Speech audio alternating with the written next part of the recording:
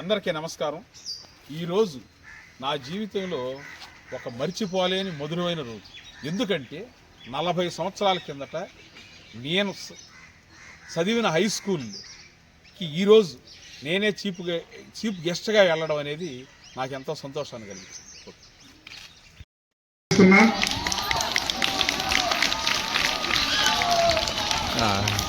ఇంటి పేరులోనే వేట ఉంది. ఆ వేటతోనే ఆదర్శ రైతుగా గుర్తింపు పొందారు. మరొకసారి అందరికి మనందరి తరఫున మల్లికార్జునరావు గారికి ధన్యవాదాలు తెలియజేసుకుంటూ కార్యక్రమాన్ని ప్రారంభిస్తున్నాం. సార్ వీళ్ళంతా మా స్టాఫ్, ముఖ్యంగా మా స్టాఫ్ సంక్రాంతి సంబరాలకు అందరూ పంచిగట్టి వచ్చేసారు. At the same time Dubai నుంచి ఇప్పుడే షేక్ దిగేశారు సార్ పక్కన.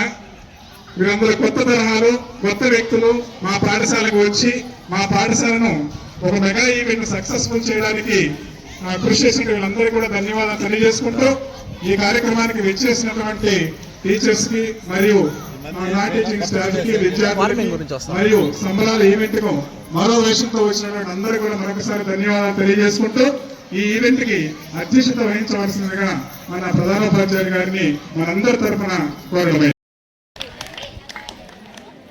ఈ రోజు చాలా సంతోషంగా ఉంది నాకు. ఎందుకంటే ఇక్కడ 40 సంవత్సరాల ముందు నేను ఇక్కడ 1979, 84లో 6వ తరగతి నుంచి 10వ తరగతి చదవడం జరిగింది. ఆ అభిమానం ఉండేది నాకు. ఉదయాన్నే నేను ఏరే పొలం పని మీద పోతూ చూసే ఇక్కడ చాలా మంది పిల్లలను చూస్తే ఎంతో ముచ్చటేసింది.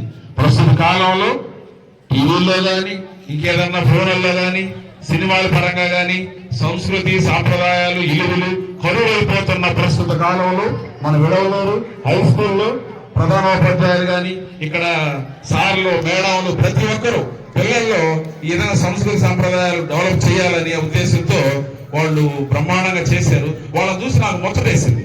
ఎందుకంటే నాకు తోడబుట్టిన వాళ్ళు ఎవరు ఆడపిల్లలు లేరు, నా కన్నబిడ్డలు కూడా ఆడపిల్లలు ఎవరు లేరు. నేను వాళ్ళని వీళ్ళలో చూడడం జరిగింది. నేను అప్పుడే లోపలికి ఆ గేట్లో నుంచి రావడం జరిగింది. సార్ని అడిగాను. సార్ని నేను ఎప్పుడు చూడలేదు ఇంతకుముందు. ఆ సార్ నన్ను చూడలేదు. ఇదే ఫస్ట్ చూడటం ఉదయాన్ని. నేను ఉదయాన్ని వచ్చిన పొజిషన్లో ఏరే సార్లు అయితే అదేదో పిల్లల ప్రోగ్రాంలయ్యా, రైతులేడు ఏముందలే అనేవాళ్ళు. అదే గురు బ్రహ్మ అంటే ఆ ఇల్లు.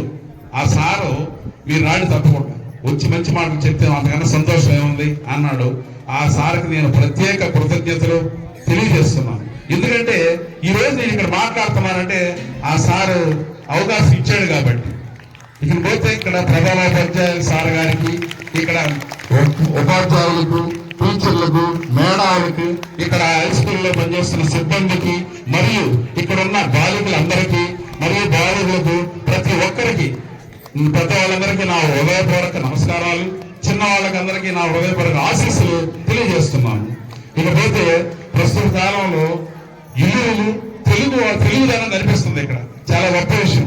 ఏదో సంక్రాంతి సెలవులు వచ్చాయి, వెళ్ళిపోతే సరిపోతలే, ఈ సెలవులు ఇచ్చేసిన తర్వాత స్కూల్ తీసే అనుకోకుండా సార్లు ప్రతి ఒక్కరూ ఈ నేటి విద్యార్థులే రేపటి పౌరులు, వీళ్ళకి ఇల్లులు తెలియాలా అనే ఉద్దేశంతో చాలా చక్కగా బ్రహ్మాండంగా వాళ్ళు చేయడం జరిగింది. చాలా అద్భుతంగా ఉంది. ఇక్కడ చూస్తుంటే నాకు చాలా సంతోషంగా ఉంది. నేను మామూలుగా వ్యవసాయం చేసే రైతుని, అంత తప్ప ఇంకేం లేదు. నాకు ప్రభుత్వ అధికారులు కానీ రాజకీయ అధికారులు ఏం లేదు. వైట్ పేపర్ లాంటి వాడిని, వ్యవసాయం చేసుకునే సాధారణ రైతుని నేను. ఎందుకు నేను చెప్తున్నానంటే, నేను 2017లో డిసెంబర్ 31వ తేదీన అక్కడ అమరావతిలో బాహుబలి లాంటి సెట్లు వేసి ముఖ్యమంత్రి గారి సమక్షం, అప్పుడు నారా చంద్రబాబు నాయుడు ముఖ్యమంత్రిగా ఉన్నాడు. ఈ మన ఆంధ్రప్రదేశ్ రాష్ట్రానికి అన్ని సంబంధించిన జిల్లాల్లో ఇప్పుడైతే 26, అప్పుడు 13 జిల్లాలు ఉన్నాయి. ఒక రైతు, ఒక మేలు రైతు మాట్లాడే అవకాశం వచ్చింది. ఆ ఒక్కటి నేనే మాట్లాడడం జరిగింది. ఆ మాట్లాడిన తర్వాత ముఖ్యమంత్రి గారు చాలా బాగా మాట్లాడారయ్యా మీరు అని చెప్పి ఆయన పుష్పగుచ్చాలు ఇచ్చి నన్ను ఘనంగా సన్మానించడం జరిగింది. తరువాత ఈయన సినిమా యాక్టర్ నరసింహ నందమూరి బాలకృష్ణ గారు, ఆయన నాకు తెలియదు అసలు. ఆయన హైదరాబాద్కి ఒకసారి వెళ్ళినప్పుడు అక్కడ శాన్సర్ హాస్పిటల్లో ఆయన చేరిపోయాను. అక్కడ ఏదో దాని గురించి మాట్లాడదామని ఆ సార్తో ఒక 20 నిమిషాలు మాట్లాడాను. 20 సెకండ్లలో వాళ్ళకి అర్థం అయిపోయింది. ఆ బాబు నువ్వు నాతో కాదు నిలువైనా నువ్వు రా అని చెప్పి భుజం మీద చేసుకొని అవునా మీరు మాట్లాడండి అని చెప్పి అక్కడ press, print media, electronic media, social media ముందు నా చేతనే మాట్లాడించడం జరిగింది. అక్కడ హాస్పిటల్ గురించి ఆయన వాళ్ళ నాన్నగారు ఎన్టీ రామారావు వర్ధంతి ఆ రోజు దాని గురించి ఇక్కడ మాట్లాడడం జరిగింది. తర్వాత రైతు భరోసా కేంద్రం ఆర్పీకి రాష్ట్ర హెడ్ క్వార్టర్ వాళ్ళు పిలిచారు, అక్కడ ఇంటర్వ్యూ జరిగింది. ఆకాశవాణి విజయవాడ కేంద్రం వాళ్ళు ఆదర్శ రైతుగా గుర్తించి వాళ్ళు ఇంటర్వ్యూ చేశారు. ఇవన్నీ నేను ఎందుకు చెప్తున్నానంటే నా జీవితంలో ఇటువంటి ఎన్నో అద్భుతమైన విషయాలు జరిగినాయి. కరెక్ట్గా 2015లో ఇక్కడ మన కోవూరులోనే సంక్రాంతి సంబరాలు ఇట్లా జరిపి అప్పుడున్న ఎమ్మెల్యే గారు అక్కడ ఉన్న ఆల్ డిపార్ట్మెంట్లు అందరు అధికారులు వచ్చి ఉత్తమ రైతుగా ఆ తాలూకా స్థాయిలో అవార్డులు ఇవ్వడం జరిగింది. ఇవన్నీ నేను ఎందుకు ఇవన్నీ చెప్తున్నాను మీకంటే ఆ ఎన్నిట్లో నేను నా జీవితంలో పొందిన ఆనందాలు, సంతోషాల కన్నా ఈ రోజు పొందిన సంతోషం 10 రెట్లు గొప్పది నాకు. ఎందుకంటే ఇది నా జన్మభూమి, ఇక్కడ నేను చదివాను, ఇలాంటి దగ్గర ఇది నాకు సంతోషం కలిగించింది. అందుకోసంగా దాని ఉదాహరణకు అది పోల్చి చెప్పడం జరిగింది. నేను ఉదయాన్నే సార్ కాడికి వచ్చి చెప్పాను, నాకు చాలా ఇష్టం ఏంటో మాట్లాడాలా పిల్లలతో. ఎందుకంటే చాలా ఇంకో చిన్న విషయం ఏంటంటే ప్రతి ఒక్కరు నేను మాట్లాడే విషయాలు తీసుకోండి, చిన్నపిల్లలు కాబట్టి అందరికీ మీకు మంచి బంగారు భవిష్యత్తు ఉంది. ఎందుకంటే చాలా మంది ఆకర్షణలో ఏదో ఒక యాంగిల్లో ఉండేవాళ్ళే మనకు ఆకర్షణ వ్యక్తులు అని అనుకుంటారు. వాస్తవానికి వాళ్ళని గౌరవిస్తాం, వాళ్ళు ఏదో బంగారాలాగా అనుకుందాము, ఆయనకు సరిపోతుంది. అంతకన్నా విలువైన వాళ్ళు మన జీవితాల్లో ప్రేరణ కల్పించే వాళ్ళు ఎందరో ఉన్నారు. వాళ్ళల్లో ఉదాహరణకి గురు బ్రహ్మ అంటే మనకి చదువులు చెప్పే ప్రధానోపాధ్యాయులు కానీ, సార్లు కానీ, మేడాలు కానీ వీళ్ళందరూ.